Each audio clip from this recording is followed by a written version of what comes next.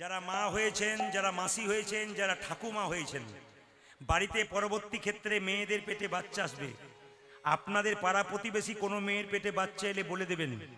অনুকূল ঠাকুর বলেছেন মেয়েদের পেটে বাচ্চা এলে কয়েকটা নিয়ম পালন করতে হয়। বলবো না, বাদ দিয়ে দেবো, আর একদিন আসবো নি বলে দিয়ে যাব। আজকে বলবো, মেয়েদের পেটে বাচ্চা এলে কৃষ্ণ ভক্ত সন্তান পেতে গেলে মাকে কিছু করতে হয়। এমনি এমনি পাবেন না, জেনে নিন। মেয়েদের পেটে বাচ্চা এলে মেয়েটি স্নান করে প্রত্যেক দিন মন্দিরে গিয়ে একই কথা বলবে, কি? হে প্রভু, আমার ছেলে হোক আর মেয়ে হোক যেন কৃষ্ণ ভক্ত সন্তানের মা হতে পারি। এই বাক্যটা বারবার বলবেন, প্রতিদিন বলবেন। দেখুন আপনার হয় কিনা। মায়ের পেটে বাচ্চা থাকাকালীন মা যা আচরণ করবে বাচ্চা সেরকম হবে। এই দিকে তাকাবেন, মায়ের চলা যেমন হবে বাচ্চার চলা তেমন হবে, মায়ের বলা যেমন হবে বাচ্চার বলা তেমন হবে। এপিজে আব্দুল কালাম বললেন মা হলো 100টা স্কুলের সমান আর বাবা হলো 100টা শিক্ষকের সমান।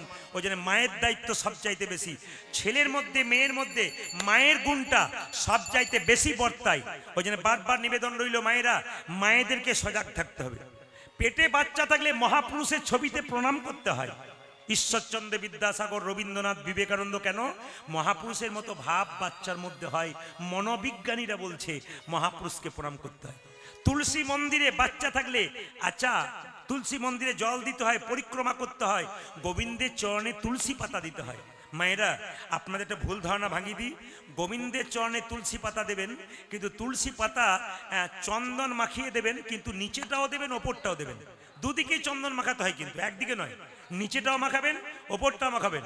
যেভাবে তুলসী পাতাটা গাছে ছিল সেভাবে কিন্তু তুলসী পাতাটা গোবিন্দের চরণে দেবেন। শুনে নিন, অনেক দেখবেন শাশুড়ি মারা বলে, অনেক শাশুড়ি মারা বলে কি বলুন তো, পেটে বাচ্চা থাকলে মন্দিরে যেতে নাই। আমাকে অনেক মেয়েরা প্রশ্ন করে, বাবা তাহলে বাচ্চা থাকলে, আমার শাশুড়ি মা বলছে মন্দিরে যেতে নাই।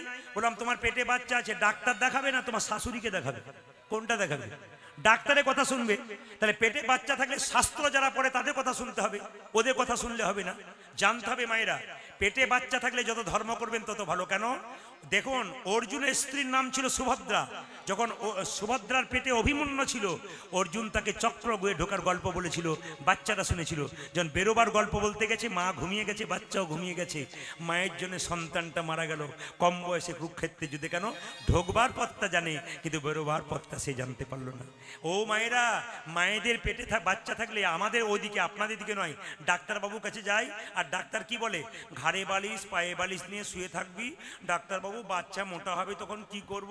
বলছে বাচ্চা মোটা হলো তোর চিন্তা কি, সিজার করব আমি, টাকা হবে আমার, তোর যা সর্বনাশ হবে হোক। দেখবেন মেয়েরা বলে সময়, এদিকে মেয়েরা বলে সময় কাটাবো কি করে? বলছে সময় কাটাবি কি করে? স্ক্রিন টাচ মোবাইল নাই? বলে আছে। ঘাড়ে বালিশ পায়ে বালিশ দিয়ে স্ক্রিন টাচ মোবাইল দিয়ে দেখবেন বারবার দেখে। আর ছেলে যখন জন্ম নেয় তখন টুকটুক করে তাকায়, মা তখন বলে বাবা রে কলিকালের ছেলে, দিদি দেখো দেখো আমার ছেলে কি যেন খুঁজে খুঁজে বেড়াচ্ছে। কিছু খোঁজে না, স্ক্রিন টাচ মোবাইলে খুঁজে খুঁজে বেড়াচ্ছে। এই জন্য আপনারা বলেন না, বাবারে আমি মোবাইল চালাতে না, আমার ছেলে কি পাকো আজগো। আচ্ছা আচ্ছা, কেন পারবে না? আপনি যে শিখিয়ে দিয়েছেন। পেটে বাচ্চা থাকাকালীন আপনারা যদি কারোর সঙ্গে ঝগড়া করেন, ওই বাচ্চা ঝগড়ুটে হবে। পেটে বাচ্চা থাকলে আপনি স্নিগ্ধ থাকবেন, শান্ত থাকবেন, বাচ্চা শান্ত হবে। পেটে বাচ্চা থাকেন যে দৌড়ে দৌড়ে কাজ করে, তার বাচ্চা খুব চঞ্চল হবে। একবার শাস্ত্র পরিষ্কার করে বলে দিচ্ছে। ওই জন্য মায়েরা, দুরিকা দেবীর গর্ভের সন্তানটা 10 মাস 10 দিন পর হলো, আর সমস্ত মায়েরা সবাই ভক্তি ভরে বললো, দেখো দেখো কোথায় জন্ম নিচ্ছে না, খড়গপুরের পাশে ধারেন্দা গ্রামে। ধারেন্দাতে জন্মিল দুঃখী মণ্ডল, ধারেন্দাতে জন্মিল দুঃখী মণ্ডল, ধারেন্দাতে জন্মিল দুঃখী মণ্ডল, ধারেন্দাতে জন্মিল দুঃখী মণ্ডল, ধারেন্দাতে জন্মিল দুঃখী মণ্ডল, জন্ম নিল ধ্বনি।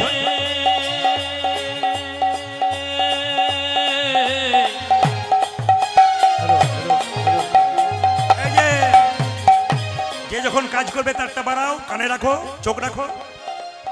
দুঃখী মণ্ডল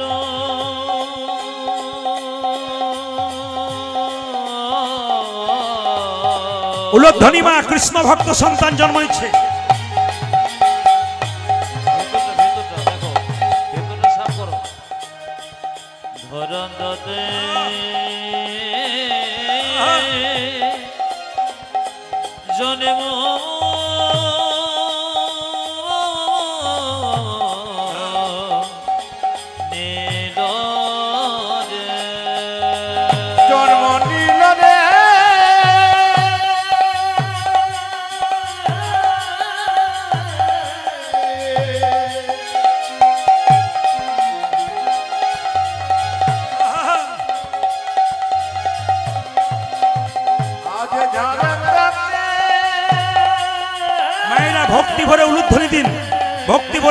কৃষ্ণ ভক্ত সন্তানের জন্ম নিচ্ছে। জন্ম নিল রে।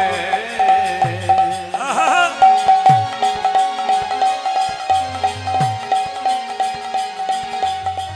আমার দুঃখী কণ্ঠ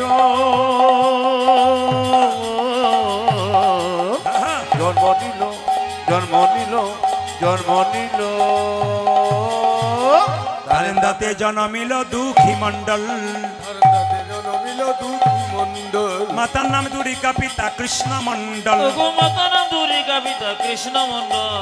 মাতার নাম দুরিকা পিতা কৃষ্ণ মণ্ডল, উজাতে মাতা নন্দ দুর্গা পিতা কৃষ্ণ মণ্ডল। পুত্র হেরি পিতা মাতার আনন্দ না ধরে, অজে পুত্র হেরি পিতা মাতা আনন্দ না ধরে। পুত্র হেরি পিতা মাতার আনন্দ না ধরে, পুত্র হেরি পিতা মাতা আনন্দ না ধরে। পাড়া প্রতিবেশী সবে উলধ্বনি করে, পাড়া প্রতিবেশী সবে উলুধ্বনি করে। পাড়া প্রতিবেশী সবে উলধ্বনি করে, ওগো পাড়া প্রতিবেশী সবে উলুধ্বনি করে। আনন্দ ধরে না, আনন্দ ধরে না, আনন্দ ধরে না, আনন্দ ধরে না। পাড়া প্রতিবেশী সবে আনন্দ ধরে না, পাড়া প্রতিবেশী সবে আনন্দ ধরে না। পাড়া প্রতিবেশী সবে আনন্দ ধরে না। পাড়া প্রতিবেশী সবে পুত্র বদন হেরে, ওগো পাড়া প্রতিবেশী সবে পুত্র বদন হেরে, পাড়া প্রতিবেশী আজ সবে পুত্র বদন হেরে, পাড়া প্রতিবেশী আজ সবে পুত্র বদন হেরে, পাড়া প্রতিবেশী আজ সবে পুত্র বদন হেরে। পাড়া প্রতিবেশী সবে আনন্দ ধরে না। ওগো পাড়া প্রতিবেশী সবে জয় ধ্বনি ওই করে। যে পাড়া প্রতিবেশী সবে উলুধ্বনি করে। মায়েরা বাচ্চা জন্ম নিলে আপনারা মুখে কি দিন? তেতো নিম পাতা। জোরে বলুন। নিম পাতা ও মধু।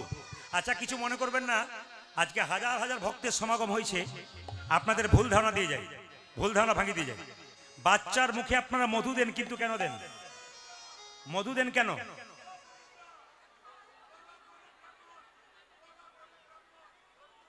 আচ্ছা, হরে কৃষ্ণ।